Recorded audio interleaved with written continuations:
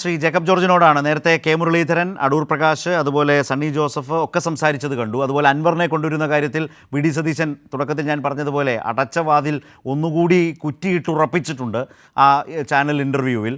അതേസമയം അപ്പുറത്ത് ആ അൻവറെ ഉള്ളിലേക്കെടുക്കാൻ യു ഡി എഫിൻ്റെ ഭാഗമാക്കാൻ, ടീം യു ഡി എഫിൻ്റെ ഭാഗമാക്കാൻ കൊതിക്കുന്ന നേതാക്കൾ അപ്പുറത്തുമുണ്ട്. അപ്പോൾ ഇതൊക്കെയാണ് ടീം യു ഡി എഫും ടീം കോൺഗ്രസുമായി ബന്ധപ്പെട്ട് നിൽക്കുന്ന പരസ്യമായ ഭിന്നതയുടെ, വ്യത്യസ്ത അഭിപ്രായങ്ങളുടെ ഒക്കെ ഒരു തലം.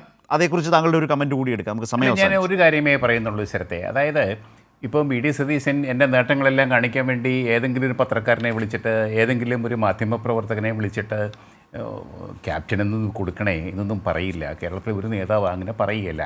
പിന്നെ ഏതെങ്കിലും പത്രക്കാരൻ അങ്ങനെ എഴുതുമോ? മാതൃഭൂമിക്കാരെങ്കിലും എഴുതും തോന്നുന്നില്ല. അല്ല, ഇന്ന് അങ്ങനെ ധരിപ്പിച്ചതും ഒരു ധ്വനി കൊണ്ടുവന്നതും രമേശ് ചെന്നിത്തലയാണ്. അതെ, അങ്ങനെ എഴുതുമെന്ന് തോന്നുന്നില്ല. കാരണം രമേശ് ചെന്നിത്തല പണ്ട് ചെറുപ്പത്തിൽ 27ാമത്തെ വയസ്സിലാൻ മറ്റേ മന്ത്രിയായപ്പോൾ ഞാൻ മാതൃഭൂമി ലേഖകനായിട്ട് ഫോട്ടോഗ്രാഫറെയും കൂട്ടിക്കൊണ്ട് രമേശിൻ്റെ വീട്ടിൽ പോയി ഭാര്യ ഷർട്ടിൻ്റെ ബട്ടൺസ് ഇടുന്ന ഒരു പടമെടുത്താണ് മാതൃഭൂമിയിൽ 1ാം പേജിൽ ഇട്ടത്. സത്യത്തിൽ ഒറ്റ പോയിന്റേ ഉള്ളൂ ശ്രീ ജേക്കബ് ജോർജ്.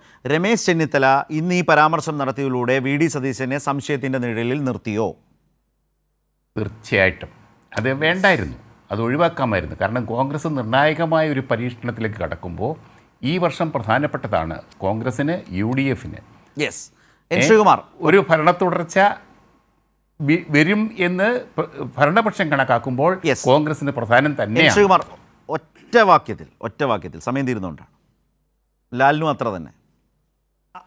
അതായത് ക്യാപ്റ്റൻ എന്ന് എഴുതിയത്, ക്യാപ്റ്റൻ എന്ന് സതീശനെ ആരെങ്കിലും വിളിച്ചിട്ടുണ്ടെങ്കിൽ അത് സതീശൻ PR വർക്കിൻ്റെ ഭാഗമായി ചെയ്തതല്ല എന്ന് ഇടത് നിരീക്ഷകനായ ജേക്കബ് ജോർജ് പറഞ്ഞത് വളരെ ശരിയാണ്. അവിടെ എഴുതിയിരിക്കുന്നത് മാധ്യമപ്രവർത്തകൻ എന്നാ ശരത്ത് എഴുതി വെച്ചിരിക്കുന്നത്. അതെ, അങ്ങനെ തന്നെയാണ് എഴുതിയിരിക്കുന്നത്.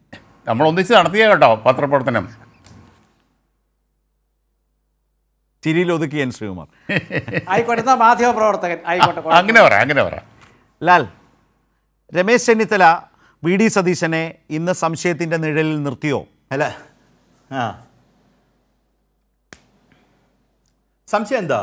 നമ്മൾ ഈ പറഞ്ഞ പോലെ ആര് സ്റ്റേജ് ചെയ്തിട്ടാണ് ഈ എൻറ്റയർ എപ്പിസോഡ് നടക്കുന്നത്? രമേശ് ചെന്നിത്തല തന്നെ പറഞ്ഞിട്ട് ചെയ്യുന്നതല്ലേ, അല്ലാതെ ആരിലും പറയാതെ ചെയ്യൂ. ഇത് രമേശ് ചെന്നിത്തലയ്ക്ക് ഇത് വാർത്തയിൽ നിൽക്കണം നിർബന്ധം ഉണ്ടായിരുന്നു, ഒരു സംശയം. റൈറ്റ്.